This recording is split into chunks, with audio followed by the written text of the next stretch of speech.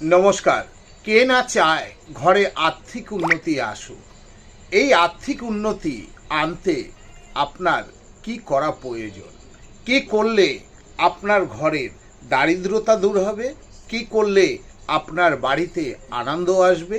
কি করলে আপনার বাস্তুটি ভালো থাকবে? এই সব নিয়ে আজকের যে টোটকাটা অবশ্যই মন দিয়ে শুনবেন।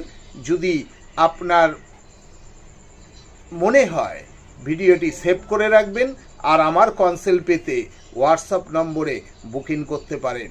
আপনার যে কোনো সমস্যায় আপনার সমাধানে একমাত্র আছি মিলন অধিকারী। আপনার ঘরের সামনে একটি তুলসী গাছ আর হলুদ গাছ দুটো একসাথে লাগিয়ে দিন। লাগিয়ে আপনার ঠিক ঘরের প্রধান দরজা সোজাসুজি যেন হয়, তারপরে দেখুন আপনার পরিবর্তন।